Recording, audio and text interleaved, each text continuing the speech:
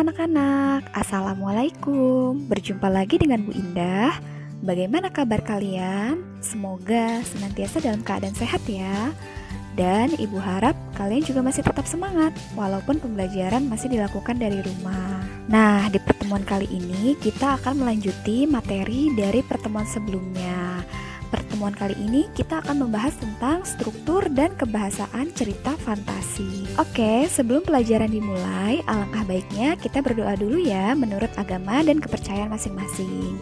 Berdoa dimulai.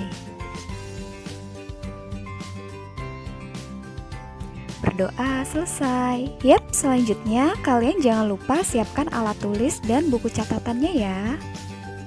Sebelum memasuki materinya, Ibu akan menyampaikan kompetensi dasar dan tujuan pembelajarannya. KD 3.3 yaitu menelaah struktur dan kebahasaan teks cerita fantasi yang dibaca dan didengar.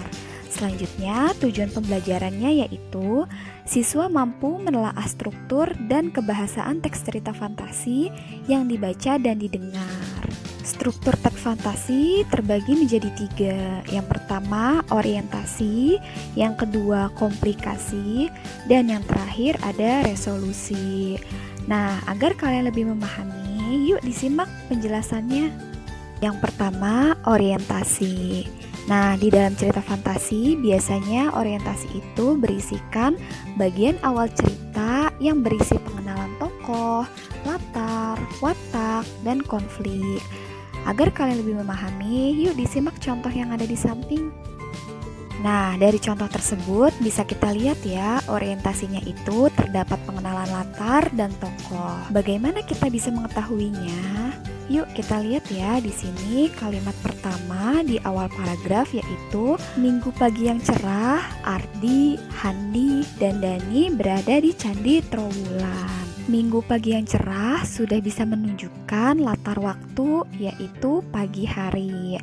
Dan di sini terdapat juga nih latar tempatnya yaitu di Candi Trowulan. Dan untuk pengenalan tokoh ditandai dengan kehadiran Ardi, Handi, dan Dani. Bagaimana? Mudah bukan cara menemukan orientasi di dalam struktur teks fantasi? Struktur yang kedua yaitu komplikasi. Komplikasi berisikan rangkaian peristiwa berupa hubungan sebab akibat. Nah, komplikasi juga terbagi menjadi 2. Yang pertama terdapat awal masalah dan yang kedua terdapat puncak masalah atau yang disebut dengan klimaks. Pada bagian awal masalah ini ditandai dengan suara teriakan Handi yang meminta tolong. Kemudian Dani dan Ardi lekas menghampiri Handi yang sudah terjebak di sebuah lubang. Ardi dan Dani berusaha menarik Handi, namun yang terjadi mereka bertiga malah terseret masuk ke lubang itu. Kemudian pada bagian klimaks, Handi, Ardi, dan Dani disuruh oleh lelaki bertubuh kekar atau si Gajah Mada itu untuk mengungkapkan hal terbaik yang sudah mereka lakukan selama ini. Itulah syarat dari si Gajah Mada agar mereka bertiga keluar dari lubang itu. Struktur yang terakhir yaitu resolusi. Resolusi yaitu berisi penyelesaian masalah dari konflik yang terjadi.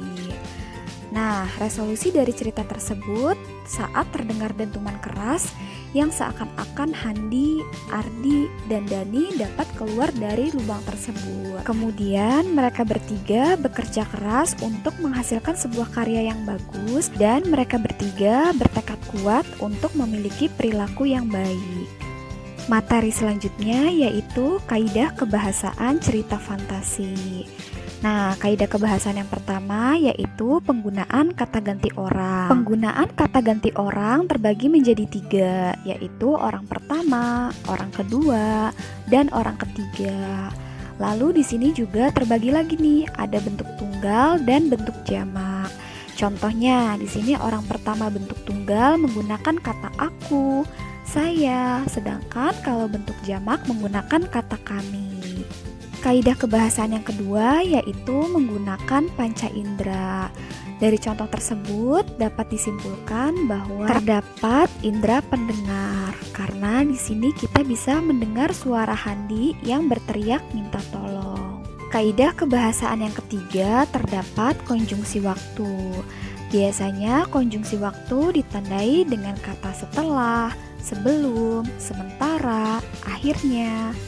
Selanjutnya terdapat penggunaan ungkapan terkejut seperti tiba-tiba, tanpa diduga, secepat itu, dan lain-lain. Dan kaidah kebahasaan yang terakhir menggunakan kalimat langsung atau dialog. Biasanya kalimat langsung ini ditandai dengan tanda petik dan diungkapkan langsung oleh si tokoh.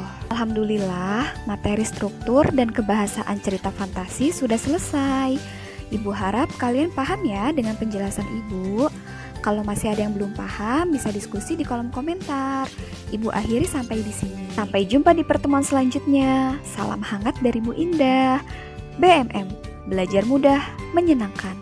Wassalamualaikum warahmatullahi wabarakatuh.